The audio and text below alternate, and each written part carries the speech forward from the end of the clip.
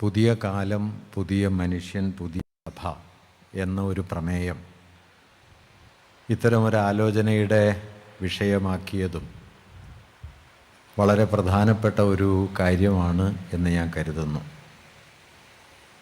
കാരണം മനുഷ്യനോ കാലമോ അതിനകത്തുള്ള ദൈവഭാവനയോ അതിൻ്റെ ആവിഷ്കാര രൂപങ്ങളോ ഒന്നും ശാശ്വതമായ ഒരേ ക്രമത്തിലല്ല ചലിച്ചുകൊണ്ടിരിക്കുന്നത്.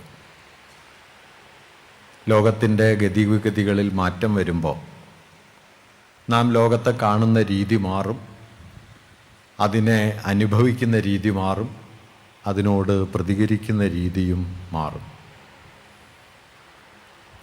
അതുകൊണ്ട് ഓരോ കാലവും നമ്മോട് മനുഷ്യാവസ്ഥയെക്കുറിച്ചും മനുഷ്യൻ ലോകവുമായി പുലർത്തുന്ന ബന്ധത്തെക്കുറിച്ചുമൊക്കെയുള്ള വലിയ വലിയ ചോദ്യങ്ങൾ ഉന്നയിക്കാറുണ്ട്. മനുഷ്യവംശം ഉത്തരങ്ങൾ കാണാറുണ്ട്.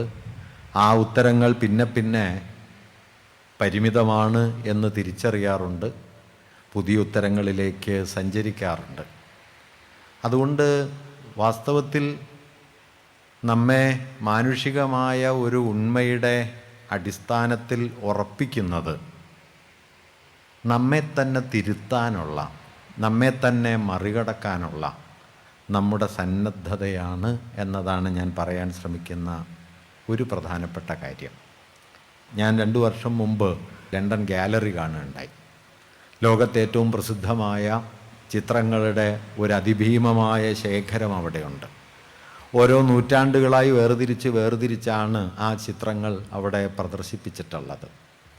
13ഉം 14ഉം നൂറ്റാണ്ടുകളിലെ ചിത്രങ്ങൾ കണ്ടു പോകുമ്പോൾ നിങ്ങൾക്കതിൽ ഉണ്ണിയേശുവിൻ്റെയും കന്യാമറിയത്തിൻ്റെയും ചിത്രം കാണാൻ കഴിയും. അവിടെ നിന്ന് പിന്നീടുള്ള നൂറ്റാണ്ടുകളുടെ ചിത്രശാലകളിലൂടെ സഞ്ചരിക്കുമ്പോൾ ഇതേ ചിത്രം പല ഘട്ടത്തിൽ ആവർത്തിക്കുന്നുണ്ട്. ആദ്യത്തെ ഏതാണ്ട് 13ആം നൂറ്റാണ്ടിലാണ് ഉണ്ണിയേശുവിൻ്റെയും കന്യാമറിയത്തിൻ്റെയും ചിത്രങ്ങൾ. അതിനു മുമ്പും വരയ്ക്കപ്പെട്ടിട്ടുണ്ടാവും കേട്ടോ, അത് ലഭ്യമായിട്ടുണ്ടാവില്ല, കാലം കൊണ്ട് നശിച്ചു പോയിട്ടുണ്ടാവും. കിട്ടിയതിൽ ഏറ്റവും പഴയത് 13ആം നൂറ്റാണ്ടാണ്. അതിനുശേഷം നിരന്തരമായി ഈ പ്രമേയം ആവർത്തിക്കപ്പെടുന്നു. നമുക്കൊക്കെ അറിയാം റാഫേലിൻ്റെ അതിപ്രസിദ്ധമായ മഡോണ ആൻഡ് ദി ചൈൽഡ്, ഡാവിഞ്ചിയുടെ ചിത്രങ്ങൾ, പിന്നീട് എത്രയോ ചിത്രകാരന്മാർ വരച്ചു. ഈ ചിത്രങ്ങൾ പല ഗാലറികളിൽ പല നൂറ്റാണ്ടുകളിലൂടെ നമ്മളിങ്ങനെ കണ്ടുപോകുമ്പോൾ കണ്ണിൽപ്പെടുന്ന വളരെ പ്രധാനപ്പെട്ട കൗതുകമുള്ളൊരു കാര്യം എന്താണെന്ന് വെച്ചാൽ, ഈ 13ഉം 14ഉം നൂറ്റാണ്ടുകളിലൊക്കെ വരയ്ക്കപ്പെട്ട അമ്മയും കുഞ്ഞും ആ ചിത്രത്തിലേക്ക് നോക്കിയാൽ ഉണ്ണിയേശുവിനെ ഒരു കുഞ്ഞായിട്ടാണ്, ശിശുവായിട്ടാണ് അക്കാലത്തുമൊക്കെ വരയ്ക്കുന്നതെങ്കിലും അമ്മയുടെ ഒക്കെ തിരിക്കുന്ന ചെറിയ ഒരു ശിശുവിൻ്റെ ശരീരമാണ് യേശുവിനുള്ളതെങ്കിലും ആ കുഞ്ഞിൻ്റെ മുഖത്തേക്ക് നോക്കിയാൽ ആ കുഞ്ഞിൻ്റെ മുഖത്തിന് ഒരു കുട്ടിയുടെ ഭാവമേ ഇല്ല. മറിച്ച് മുതിർന്നൊരു മനുഷ്യൻ്റെ, പ്രപഞ്ചനാഥനായ ഒരു മനുഷ്യൻ്റെ എല്ലാ ഘനഗൗരവങ്ങളോടെയുമാണ് അത് 13ഉം 14ഉം നൂറ്റാണ്ടുകളിലൊക്കെ വരയ്ക്കപ്പെട്ടിരുന്നത്.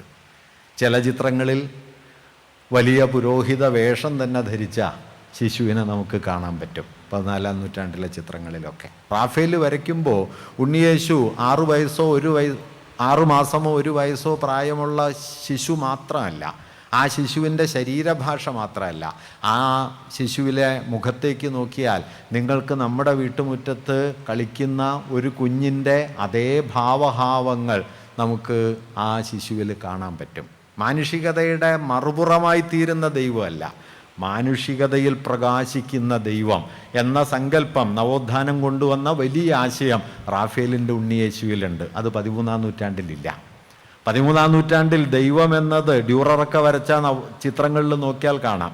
ദൈവരൂപങ്ങളൊക്കെ അതിസുന്ദരവും മനോഹരവും ആയിരിക്കുമ്പോൾ മനുഷ്യരൂപങ്ങൾ പൊതുവെ പൈശാചികമാണ്. കൂർത്തുമൂർത്ത ഭാവഭാവങ്ങളോടെ, കൂർത്തുമൂർത്ത മുഖഭാവത്തോടെ, എല്ലുന്തിയ ശരീരമായി പേടിപ്പെടുത്തുന്ന രൂപങ്ങളിലാണ് ഡ്യൂററും അദ്ദേഹത്തിൻ്റെ സമകാലികരായ ചിത്രകാരന്മാരും മനുഷ്യരെ വരച്ചത്. ഐക്കണോഗ്രാഫിക്കായി പറഞ്ഞാൽ, വിഗ്രഹലക്ഷണപരമായി പറഞ്ഞാൽ മനുഷ്യരൂപങ്ങൾ ചേർന്ന് നിന്നിരുന്നത് പിശാച രൂപങ്ങളോടാണ്. നവോത്ഥാനം ഇതിനെ മാറ്റി. പിശാച രൂപങ്ങളിൽ നിന്ന് മനുഷ്യനെ മോചിപ്പിച്ചു. മനുഷ്യരൂപങ്ങൾക്ക് ദൈവീകമായ ഭംഗി വന്നു. ദൈവത്തെപ്പോലെ സുന്ദര ശരീരമുള്ള മനുഷ്യർ വന്നു, ദൈവവും മനുഷ്യരും ഒരു ചേരിയായി, പിശാച് മറുപുറത്തായി. അങ്ങനെ ആയോ എന്ന് എനിക്കറിഞ്ഞൂടെ കേട്ടോ, ചിത്രത്തിലായി. അതുകൊണ്ട് ഞാൻ പറയുന്നത്, ആരാണ് മനുഷ്യനെന്ന ചോദ്യത്തിന് ചരിത്രത്തിൽ ഇങ്ങനെ ഉത്തരം മാറി മാറി വരും. ആ മാറി വരുന്ന ഉത്തരത്തെ അഭിസംബോധന ചെയ്യാൻ, അല്ലെങ്കിൽ ആ മാറ്റത്തെ തിരിച്ചറിയാൻ, അത് തിരിച്ചറിഞ്ഞ് ഒരുപക്ഷെ നമുക്ക് നമ്മുടെ കാലത്തെ നോക്കിക്കാണാൻ കഴിയുമ്പോഴാണ് വാസ്തവത്തിൽ മാനുഷികത എന്നത് അർത്ഥപൂർണമായി തീരുന്നത്. നിന്നിടത്ത് നിൽക്കുമ്പോഴല്ല. നിന്നിടത്ത് നിൽക്കുന്നത് മഹിമയായി തെറ്റിദ്ധരിക്കാനും പാടില്ല. കാലമുണ്ടാക്കുന്ന വലിയ വെല്ലുവിളികളെ, അത് നമ്മുടെ മുമ്പിൽ ഉയർത്തുന്ന ചോദ്യങ്ങളെ അഭിസംബോധന ചെയ്യാൻ കഴിയണം. മാർപ്പാപ്പ സ്ഥാനമേറ്റേറെ വൈകാതെ അദ്ദേഹം പുറപ്പെടുവിച്ച അപ്പോസ്തലിക ഉദ്ബോധനത്തിലെ ആ ഘട്ടത്തിലൊരു വാക്യം ഏതാണ്ട് ഇങ്ങനെയായിരുന്നു: നമ്മുടെ നാട്ടിൽ ലോകത്തിൻ്റെ പല ഭാഗങ്ങളിലും കയറിക്കിടക്കാനൊരു വീടില്ലാത്തതുകൊണ്ട് തെരുവോരത്ത് കിടന്ന് തണുത്തു മരവിച്ചൊരാൾ മരിക്കുന്നത് വാർത്തയല്ലാതായി തീരുകയും ഓഹരി കമ്പോളത്തിൽ 10 പോയിൻ്റ് കൂടുകയോ കുറയുകയോ ചെയ്യുന്നത് വാർത്തയായി തീരുകയും ചെയ്യുന്നതിനേക്കാൾ കവിഞ്ഞ ഹിംസ മറ്റെന്താണ് എന്ന് അദ്ദേഹം ചോദിക്കുന്നുണ്ട്. എന്തിനെയാണ് ഹിംസയായി കാണേണ്ടത്? ഈ ഹിംസ എന്നത് ശാരീരികമായ ആക്രമണങ്ങൾ, കയ്യേറ്റങ്ങൾ മാത്രമല്ല, ഒരു വ്യവസ്ഥ ലോകത്തോട് ചെയ്യുന്ന ഹിംസയുണ്ട്. ലോകത്തെ മഹാഭൂരിപക്ഷം മനുഷ്യർക്ക് ലഭ്യമാകുന്ന ജീവിത സാധ്യതകളുടെ, സാഹചര്യങ്ങളുടെ അവസ്ഥ എന്താണ് എന്ന ചോദ്യം വാസ്തവത്തിൽ അഹിംസയോടും ഹിംസയോടും ബന്ധപ്പെട്ട ഒരു ചോദ്യമാണ്. അതുകൊണ്ട് നമ്മുടെ കാലം മനുഷ്യനെന്ന സങ്കല്പത്തെ എങ്ങനെ അഴിച്ചു പണിയുന്നു? ഒരർത്ഥത്തിൽ നാം ഇപ്പോൾ ഒരു പോസ്റ്റ് ഹ്യൂമൻ എന്ന് വിളിക്കാവുന്ന കാലത്തേക്ക് വഴിതിരിയുന്നു എന്ന് പല ചിന്തകരും കരുതുന്നുണ്ട്. മാനവാനന്തരം എന്ന് പറയുന്നതിൻ്റെ അർത്ഥം മനുഷ്യൻ ഇല്ലാതാകുന്നു എന്നല്ല, മനുഷ്യന് ശേഷം എന്നല്ല, മറിച്ച് നവോത്ഥാനം മുതൽ ആരംഭിച്ച മറ്റൊരു കുറച്ചുകൂടി സാങ്കേതികമായ പദം പറഞ്ഞാൽ ആധുനികതയോടൊപ്പം നിലവിൽ വന്ന മനുഷ്യനെ, മനുഷ്യാവസ്ഥയെ സർവ്വതിൻ്റെയും അന്തിമ പ്രമാണമായി കണ്ട ഒരു ജീവിത രീതി ഒരുപക്ഷെ ഇനി ഏറെയൊന്നും സാധ്യമല്ല എന്ന തിരിച്ചറിവിലേക്ക് മനുഷ്യവംശം എത്തിച്ചേരുന്നൊരു കാലമാണിത്. അങ്ങനെ എത്തിച്ചേർന്ന് കഴിഞ്ഞു എന്നല്ല ഞാൻ പറയുന്നത്. ഒരു ഭാഗത്ത് അക്രമോത്സുകമായി മനുഷ്യൻ്റെ സുഖഭോഗങ്ങൾക്ക് മറ്റെല്ലാറ്റിനെയും വിധേയമാക്കാനുള്ള വാസനയുണ്ട്. അതിൻ്റെ അതിനീചമായ പ്രയോഗങ്ങളുണ്ട്. തങ്ങളാണ് ശരിയെന്ന് അന്തിമമായി പറയുന്ന ആളുകളുമുണ്ട്. പക്ഷേ മറുഭാഗത്ത് ഈ യുക്തികളെ അസ്ഥിരീകരിച്ചുകൊണ്ട് പ്രപഞ്ചത്തിൻ്റെ, കാലത്തിൻ്റെ, ചരിത്രത്തിൻ്റെ ഗതി വഴിതിരിയുന്നുമുണ്ട്. ഈ വഴിതിരിയലിനെ തിരിച്ചറിയണം. ബഷീർ പണ്ട് ഇതിനെക്കുറിച്ച് എഴുതിയ ഒരു കൃതിയുടെ പേരുണ്ട്, ചെവിയോർക്കുക അന്തിമകാഹളം എന്നാണ്. അദ്ദേഹത്തിൻ്റെ ബിരുദദാന ചടങ്ങിൽ അദ്ദേഹത്തിന് ഡോക്ടറേറ്റ് ബിരുദം നൽകിയപ്പോൾ അതിന് മറുപടിയായിട്ട് പറഞ്ഞ വാക്യങ്ങളിലാണിത് വന്നത്.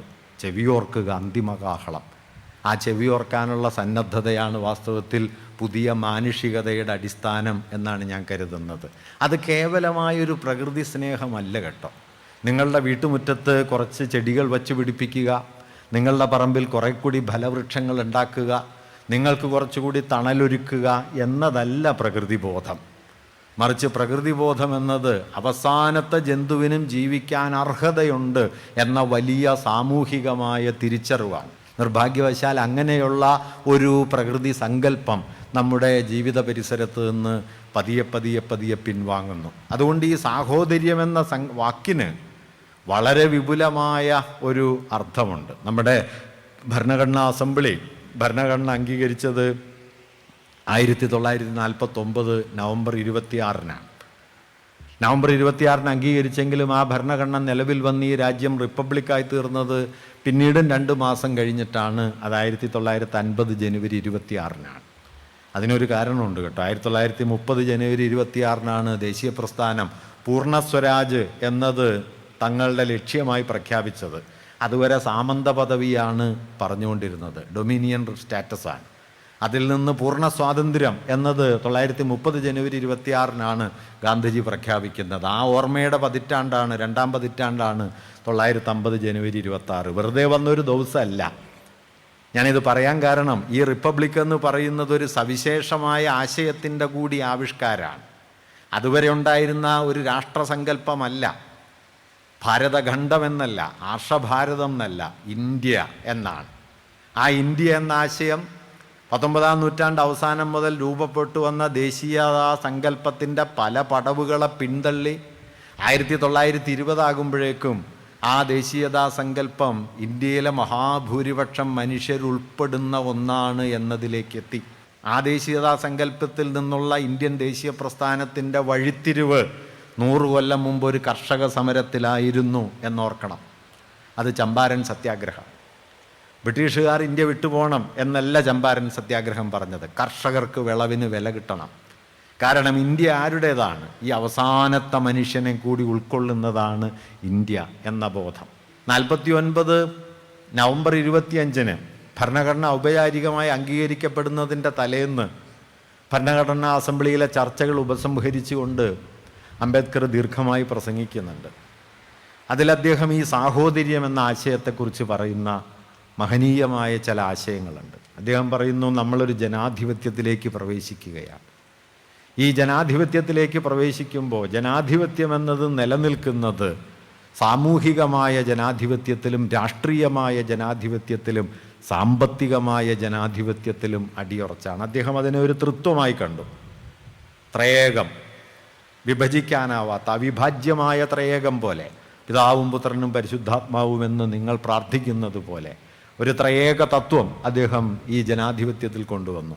Political democracy, social democracy and economic democracy. സാമ്പത്തികമായ ജനാധിപത്യവും എല്ലാ മനുഷ്യർക്കുമുള്ള തുല്യാവകാശത്തിനുള്ള അർഹത ജനാധിപത്യത്തിൻ്റെ കാതലാണ്. അതുപോലെ സാമൂഹികമായ ജനാധിപത്യം, ഏത് മതമാകട്ടെ, ഏത് ജാതിയാകട്ടെ, ഭാഷയാകട്ടെ, സംസ്കാര രൂപങ്ങളാകട്ടെ, പ്രദേശങ്ങളാകട്ടെ, സമത്വത്തിനുള്ള അവകാശം വേണം, തുല്യതയ്ക്കുള്ള അവകാശമുണ്ട്. അതിനെയാണ് അദ്ദേഹം സാമൂഹിക ജനാധിപത്യം എന്ന് പറഞ്ഞത്. രാഷ്ട്രീയ ജനാധിപത്യം, എല്ലാ മനുഷ്യർക്കും വോട്ടവകാശം ഉണ്ടാവുക, എല്ലാ വോട്ടിനും ഒരേ മൂല്യം ഉണ്ടാവുക. അദ്ദേഹം പറയുന്നുണ്ട്, we are entering into a new system where one man one note and one note one value.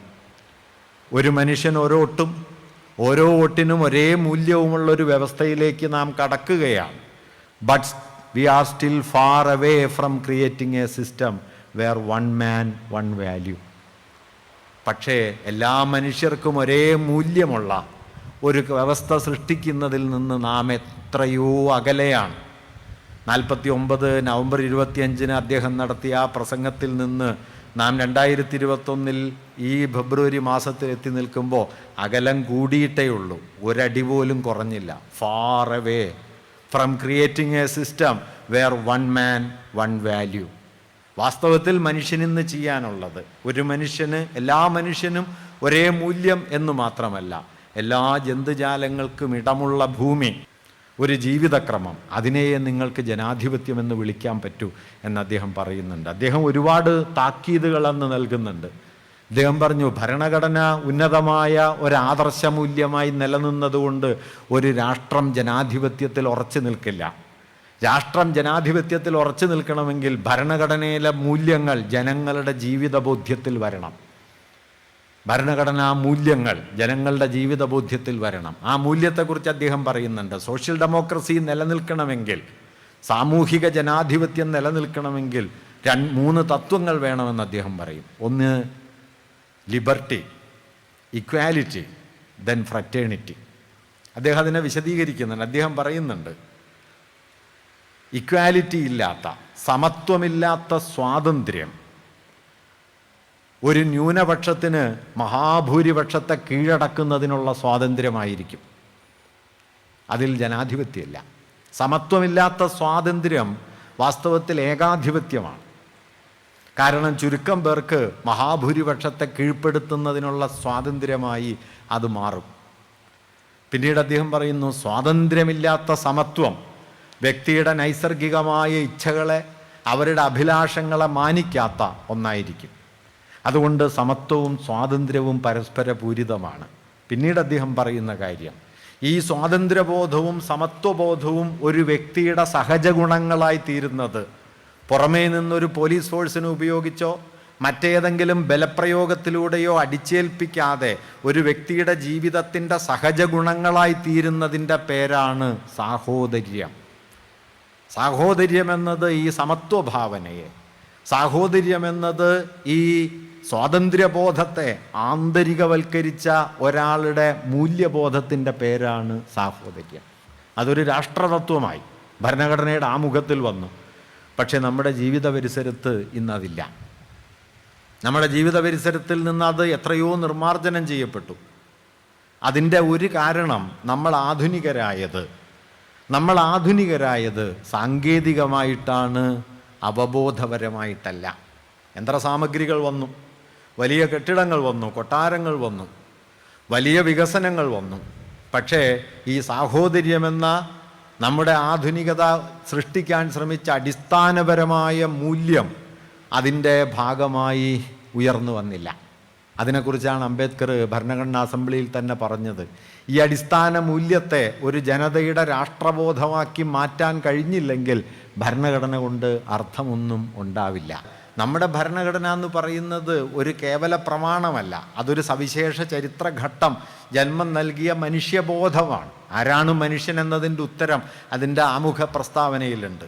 അത് അംബേദ്കർ ഒറ്റയ്ക്കൊരാൾ സങ്കല്പിച്ചുണ്ടാക്കിയതല്ല, അല്ലെങ്കിൽ ഒബ്ജക്റ്റീവ് പ്രിൻസിപ്പിൾസ് തയ്യാറാക്കിയ നെഹ്റുവിൻ്റെ സ്വകാര്യ ബോധമല്ല, മറിച്ച് നൂറ്റാണ്ടുകൾ കൊണ്ട് മനുഷ്യവംശം രൂപപ്പെടുത്തിയെടുത്ത ആധുനികമായൊരു ജീവിതബോധം. മനുഷ്യനാരാണ്, അവരുടെ സാമൂഹിക ജീവിതത്തിൻ്റെ തലമെന്താണ്, അതെങ്ങനെയാണ് മുമ്പോട്ട് പോകേണ്ടത്, എല്ലാറ്റിനെയും സംഗ്രഹിച്ചാണ് we the people of India എന്ന് പറഞ്ഞ് ഭരണഘടന ആരംഭിക്കുന്നത്. അതും പ്രധാനപ്പെട്ടതാണ്. എങ്ങനെയാണ് തുടങ്ങേണ്ടത്? ദൈവനാമത്തിൽ തുടങ്ങണമോ, മറ്റേതെങ്കിലും അതീത ശക്തിയെ പ്രാർത്ഥിച്ചു തുടങ്ങണമോ, വണങ്ങിക്കൊണ്ട് തുടങ്ങണമോ? ധാരാളം ചർച്ചകൾ ഭരണഘടനാ അസംബ്ലിയിൽ വന്നു. എല്ലാ ചർച്ചകളെയും മാറ്റിവെച്ചിട്ടാണ്, വാദങ്ങളെയും മാറ്റിവെച്ചിട്ടാണ് ഭരണഘടന ഇങ്ങനെ ആരംഭിച്ചത്: V the people of India, നമ്മൾ ഇന്ത്യയിലെ ജനങ്ങൾ. ഇതാണ് ഈ രാഷ്ട്രം. നമ്മൾ ഇന്ത്യയിലെ ജനങ്ങൾ, അതാണ് രാഷ്ട്രം. അതൊരു മതമല്ല, അതൊരു ഭാഷയോ സംസ്കാരമോ അല്ല, അത് ഏതെങ്കിലും മറ്റവകാശവാദങ്ങളെ അംഗീകരിച്ചിട്ടേയില്ല. നമ്മൾ ഇന്ത്യയിലെ ജനങ്ങൾ. ഇത് ഒരു രാഷ്ട്രത്തിൻ്റെ സ്വകാര്യ അതിർത്തിയെ സംബന്ധിക്കുന്ന ഒരു കാഴ്ചയല്ല. നിങ്ങൾ ഇന്ത്യക്കാരനായിരിക്കുന്നു, നിങ്ങൾ ലോകമെമ്പാടുമുള്ള വേദനിക്കുന്ന മനുഷ്യരോട് ഐക്യപ്പെടുന്നു. അങ്ങനെയാണ് നിങ്ങൾ ഇന്ത്യക്കാരനായിരിക്കുന്നത്. ഞാനൊരു ഉത്തമനായ ഹിന്ദു ആയതുകൊണ്ട് ഞാനൊരു ഉത്തമനായ മുസൽമാനും ഉത്തമനായ ക്രിസ്ത്യാനിയും ഉത്തമനായ സിഖും ഉത്തമനായ പാഴ്സിയുമാണ് എന്ന് ഗാന്ധിജി പറയുന്നുണ്ട്. കാരണം ഒരു മതം മറ്റൊരു മതത്തോട് ചേരുന്നത് അതിൻ്റെ മൂല്യവ്യവസ്ഥയിലാണ്. ആചാരവ്യവസ്ഥയിൽ വേറിട്ട് നിൽക്കും, സ്ഥാപനങ്ങളിൽ വേറിട്ട് നിൽക്കും, പക്ഷേ മൂല്യവ്യവസ്ഥയിൽ വേറിടില്ല. അതുകൊണ്ട് മതത്തെ ഒരു മൂല്യമായി കാണുകയും ആ മൂല്യത്തെ ഇതര മതങ്ങൾ മുമ്പോട്ട് വയ്ക്കുന്ന മൂല്യവ്യവസ്ഥയുമായി ചേർത്ത് വയ്ക്കുകയും അങ്ങനെ മൂല്യങ്ങളുടെ ഒരു സംയോജിതാവസ്ഥയായി ദൈവാനുഭവത്തെ സാക്ഷാത്കരിക്കണമെന്ന് ലോകത്തെ ബോധ്യപ്പെടുത്താനുമാണ് ആധുനിക ലോകം മതഭാവനയുടെ ഘട്ടത്തിൽ ശ്രമിച്ചത്. നിർഭാഗ്യവശാൽ മതഭാവന ഇന്ന് അങ്ങനെ മൂല്യങ്ങളുടെ ഈ സമ്മേളനത്തിന് പകരം ആചാരങ്ങളുടെ വിദ്വേഷഭരിതമായ വേറിട്ട് നിൽക്കലായി മാറിക്കഴിഞ്ഞു. അത് രാഷ്ട്രത്തെ വിഴുങ്ങുന്ന ഒരു ഇരുട്ടായി മാറി. രാഷ്ട്രത്തെ വലയം ചെയ്യുന്ന മഹാന്ധകാരത്തിൻ്റെ പേരായി മതം മാറുന്നു. അപ്പോൾ ഞാൻ പറഞ്ഞു വന്നെന്താന്ന് വെച്ചാൽ, അതുകൊണ്ട് എന്താണ് മനുഷ്യൻ എന്ന ചോദ്യത്തിന് ഇന്ന് മുമ്പ് പറഞ്ഞ അതേ ഉത്തരങ്ങൾ ആവർത്തിക്കാൻ കഴിയില്ല. മനുഷ്യനാണ് മാനദണ്ഡം എന്ന പഴയ ഉത്തരം 5 നൂറ്റാണ്ടിന് ശേഷം നിങ്ങൾക്ക് പഴയതുപോലെ ഉയർത്താൻ കഴിയില്ല. നമുക്ക് ഉയർത്താൻ കഴിയില്ല. മനുഷ്യനെപ്പോലെ എല്ലാറ്റിനും മാനദണ്ഡമാകാൻ കഴിയേണ്ടതുണ്ട് എന്ന് വരുന്നു. ആഗോളതാപനം എന്നത് മനുഷ്യൻ മാനദണ്ഡമായി തീർന്ന, സർവ്വതിൻ്റെയും അതിർത്തി മനുഷ്യനായി തീർന്ന ഒരു ജീവിതക്രമം ഉണ്ടാക്കിയ ദുരന്തമാണ്. അത് മനുഷ്യവംശത്തിൻ്റെ സംഭാവനയാണ് എന്ന് ചിലപ്പോഴൊക്കെ പറയാറുണ്ട്. ഞാനവിടെ എപ്പോഴും കൂട്ടിച്ചേർക്കാറുള്ളത് എല്ലാ മനുഷ്യരുടെയും സംഭാവനയല്ല, മറിച്ച് അതിഭീമമായ ഉപഭോഗാർത്ഥിക്ക് അടിപ്പെട്ട് ഈ ഉപഭോഗത്തിനുള്ള വസ്തുവാണ് പ്രകൃതിയും സമൂഹവും എന്നെല്ലാം കരുതി ഭ്രാന്തമായി ജീവിച്ച ഒരു ജനതയുടെ സംഭാവനയാണ് ഈ ആഗോളതാപനം. അതിലെല്ലാ മനുഷ്യർക്കും പങ്കില്ല. അതുകൊണ്ട് മനുഷ്യൻ എന്ന് പറയുന്നത് ഒരു കേവല സത്തയുടെ പേരല്ല, മനുഷ്യനെന്നത് ഒറ്റതിരിഞ്ഞ ഒരു യാഥാർത്ഥ്യത്തിൻ്റെ പേരല്ല, മനുഷ്യനെന്നത് ഒരു സമൂഹ പ്രകൃതി ബന്ധത്തിൻ്റെ പേരാണ് എന്ന് നാം തിരിച്ചറിയണം. ഞാൻ ഈ വിഷയത്തിലേക്ക് വരുമ്പോൾ ആ വിഷയത്തിൻ്റെ കാതലിൽ ഞാൻ പറയാൻ ആഗ്രഹിക്കുന്ന ആശയം ഇതാണ്: മാൻ ഈസ് ആൻ എൻസെമ്പിൾ. മനുഷ്യനൊരു ബന്ധസമുച്ചയമാണ്, ഒറ്റയ്ക്കൊരാളല്ല, അല്ലെങ്കിൽ കേവലമായൊരു സത്തയല്ല, മറിച്ച് ബന്ധങ്ങളാണ്. ആ ബന്ധം ചുറ്റുമുള്ള മനുഷ്യരോട്, ജന്തുജാലങ്ങളോട്, പ്രകൃതിയോട് ഒക്കെ പുലർത്തുന്ന ബന്ധമാണ്. വാസ്തവത്തിൽ മനുഷ്യവംശം നേരിട്ട ഏറ്റവും വലിയ ആധുനിക കാലത്തെ പ്രതിസന്ധി അത് വിഭജിതമായി ലോകത്തെ കണ്ടു. കിഴക്കും പടിഞ്ഞാറുമായി, ആത്മാവും ശരീരവുമായി, പ്രകൃതിയും സംസ്കൃതിയുമായി, സ്ത്രീയും പുരുഷനുമായി വിഭജിതമായി കണ്ടു. ആ വിഭജനാവസ്ഥയെ മറികടക്കാനുള്ള വലിയ ഒരു താക്കോൽ വാക്ക് ഒരുപക്ഷെ ഈ ത്രയേകത്തിലുണ്ട് എന്ന് ഒസ്താസ്തിയോ തിരുമേനിയൊക്കെ പറയുന്നത്, എഴുതിയത് ഞാൻ വായിച്ചിട്ടുണ്ട്.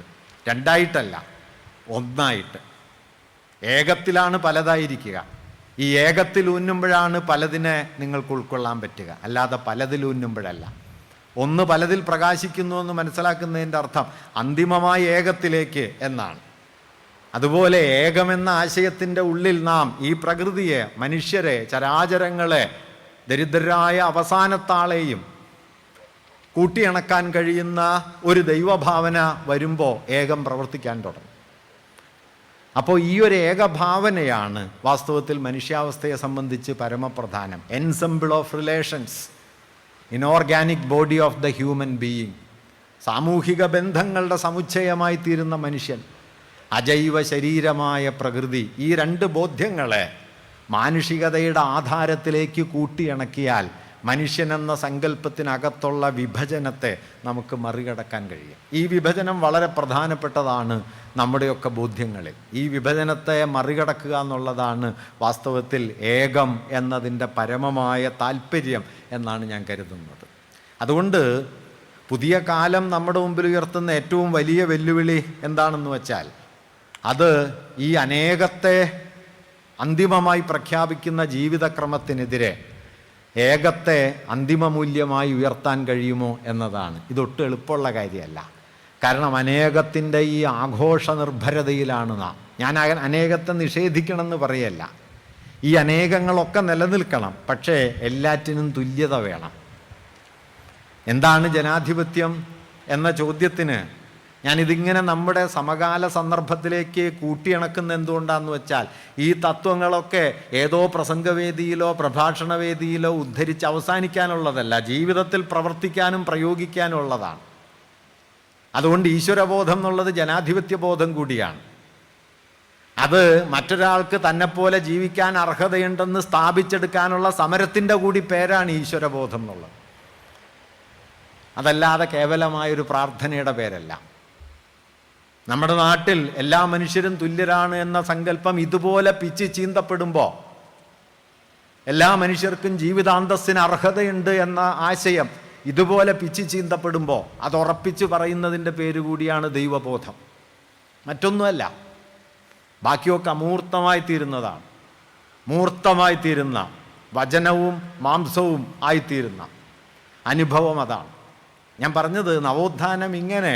അതുകൊണ്ടാണ് ഞാൻ ഈ റാഫേലിൻ്റെ ഉണ്ണിയേശുവിനെ മധ്യകാലത്തെ ഉണ്ണിയേശു സങ്കല്പത്തിൽ നിന്ന് അതത്ര മാറി എന്ന് പറഞ്ഞുകൊണ്ട് തുടങ്ങിയത്. മാനുഷികതയുടെ മറുപുറമായി തീർന്ന ദൈവത്തെ മാനുഷികതയുടെ പൂർണ്ണതയായി പുനർവിഭാവനം ചെയ്യാൻ നവോത്ഥാനം നമ്മെ പരിശീലിപ്പിച്ചു. ഇന്നാകട്ടെ മാനുഷികതയുടെ പുനർവിഭാവനം എന്ന് പറയുമ്പോൾ കേവലമായൊരു മനുഷ്യൻ എന്ന സങ്കല്പമല്ല, മറിച്ച് ബന്ധങ്ങളുടെ ആകത്തുകയായി തീർന്ന എൻസെമ്പിൾ ഓഫ് റിലേഷൻസ്.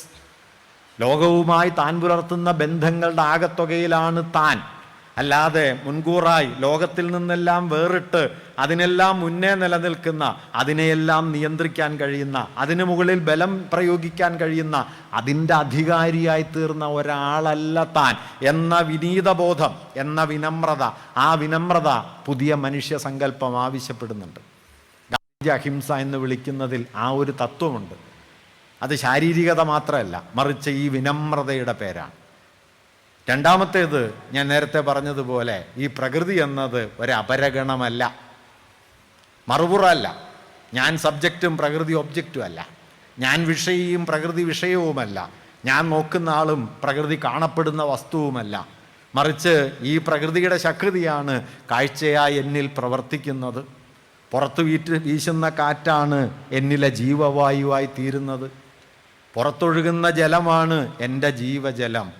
ഭൂമിയിൽ പ്രവർത്തിക്കുന്ന ഗുരുത്വാകർഷണം കൊണ്ടാണ് നമ്മളൊക്കെ ഇങ്ങനെ ഇരിക്കുകയും നിൽക്കുകയും ഒക്കെ ചെയ്യുന്നത്. അതുകൊണ്ട് പ്രകൃതി പുറത്തല്ല, പ്രകൃതി അകമയാണ്. കാലത്തിൻ്റെ ഗതി മൊത്തം മാറി, മഴ പെയ്യാതായി, പെയ്യേണ്ടതല്ലാത്ത കാലങ്ങളിൽ നിറഞ്ഞു പെയ്തു തുടങ്ങി, പ്രളയങ്ങളായി, പലതായി. നാം കൊടുക്കുന്ന വില കൂടിയാണത്.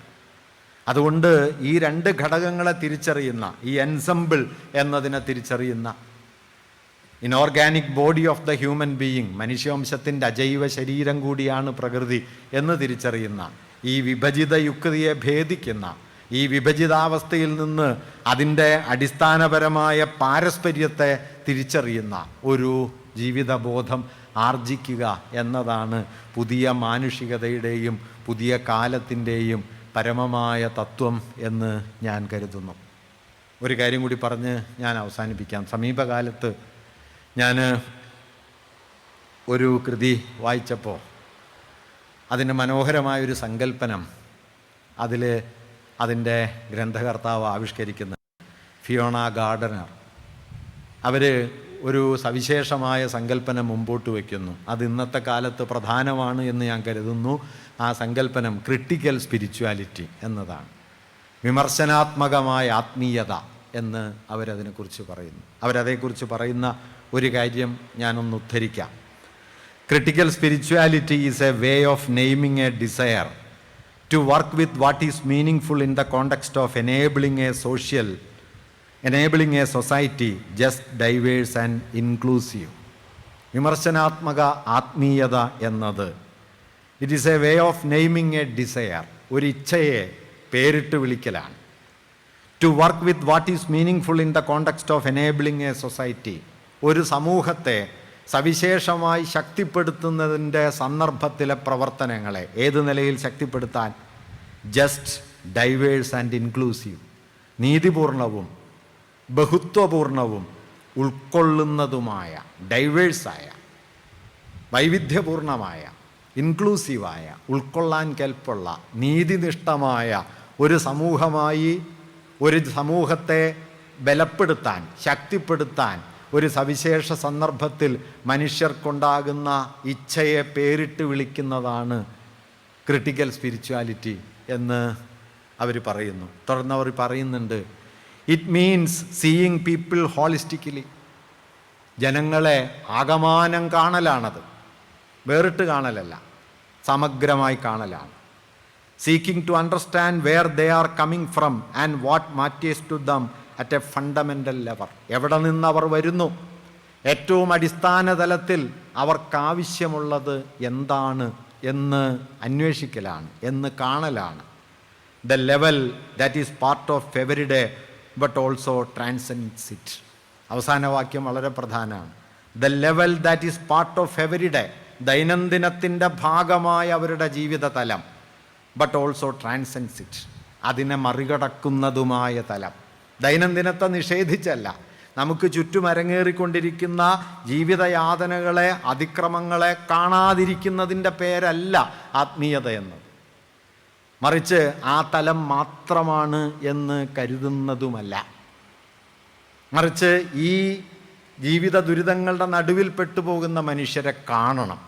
അതാണ് ഞാൻ പറയുന്നത്. It means seeing people holistically, seeking to understand where they are coming from and what matters to them at a fundamental level. That fundamental level means the level that is part of the everyday but also transcends it. ദൈനംദിനത്തിൻ്റെ ഭാഗമായിരിക്കുന്നതും എന്നാൽ ദൈനംദിനത്തെ അതിവർത്തിക്കുന്നതുമായ ആ സവിശേഷ തലത്തിൽ അവർക്കെന്താണ് വേണ്ടത് എന്ന് തിരിച്ചറിയാനും എവിടെ നിന്നവർ വന്നു എന്നാലോചിക്കാനും അവരെ ആകമാനം കാണാനുമുള്ള നമ്മുടെ സന്നദ്ധതയുടെ പേരാണ് ക്രിട്ടിക്കൽ സ്പിരിച്വാലിറ്റി എന്ന് ഫിയോണ ഗാർഡനർ പറയുന്നുണ്ട്. ഒരുപക്ഷെ നമ്മുടെ കാലം ആവശ്യപ്പെടുന്ന ആത്മീയതയുടെ ഉന്നതമായ അർത്ഥം ഇതാണ് എന്ന് ഞാൻ കരുതുന്നു. എല്ലാറ്റിനെയും കാണാൻ, ആകമാനം കാണാൻ ഒരു കണ്ണുണ്ടാവുക, ചെതറിയ ലോകത്തെയല്ല, വെട്ടിപ്പിളർക്കപ്പെട്ട ലോകത്തെയല്ല.